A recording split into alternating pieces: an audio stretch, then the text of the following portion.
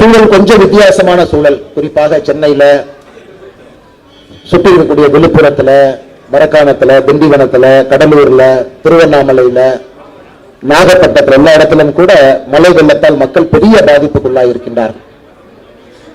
சென்னையில 120 மில்லிமீட்டர் மழை பெஞ்சிருக்குன்னா விழுப்புரம் கிட்டத்தட்ட 400 மில்லிமீட்டர் தாண்டி பெஞ்சிருக்கு. வரலாறு காணாத மழை.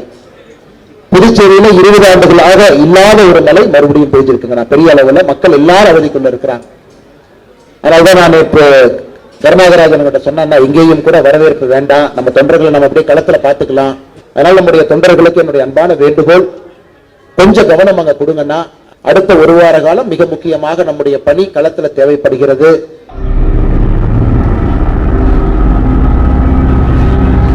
இரண்டாவது, ஒரு பெரிய உத்வேகத்தோடு நீங்க இருக்கிறீங்க. நீங்க பாரதிய ஜனதா கட்சி கடந்த 3 மாத காலமாக அமைப்பு பணிகள்ல நீங்க எல்லாம் கவனம் செலுத்திருக்கீங்க. நிறைய புதியவர்களை கட்சியில உறுப்பினர்களாக இணைச்சிருக்கிறீங்க. அதுக்கெல்லாம் முதல்ல உங்களுக்கு ஒரு பெரிய பாராட்டு சொல்லணும். மிக கடுமையாக நீங்கள் உழைத்திருக்கின்றீர்கள். சரித்திரம் காணாத அளவுக்கு, வரலாறு காணாத அளவுக்கு பாரதிய ஜனதா கட்சியில உறுப்பினர்கள் இணைந்திருக்கின்றார்கள். ஒரு ஹிஸ்டாரிக் ரெக்கார்ட் இன்னைக்கு. இதற்கு முன்பு பாரதிய ஜனதா கட்சியில் எவ்வளவு உறுப்பினர்கள் இருந்தாங்களோ நேற்று கூட நான் சொன்னா 8 மடங்கு அதிகமாக இருக்கின்றார்கள். காரணம், நரேந்திர மோடி ஐயா அவருடைய ஆட்சி 10 ஆண்டு காலம் உன்னிப்பா பார்த்திருக்கிறாங்க. 10 ஆண்டு காலம் பார்த்திருக்கிறாங்க. இன்னும் நடந்து கொண்டிருக்கிறது. இன்னும் உறுப்பினர் சேர்க்கை நடந்து கொண்டிருக்கிறது. தீவிர உறுப்பினர் சேர்க்கை நடந்து கொண்டிருக்கிறது.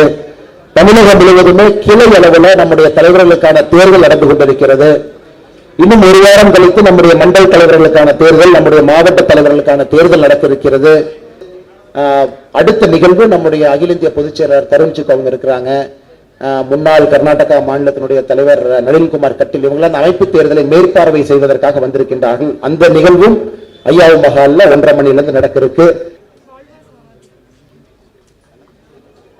மீடியா நண்பர்களுக்கு, வந்திருக்கக்கூடிய மீடியா நண்பர்களுக்கு நன்றி தெரிவித்துக் கொள்கின்றோம்.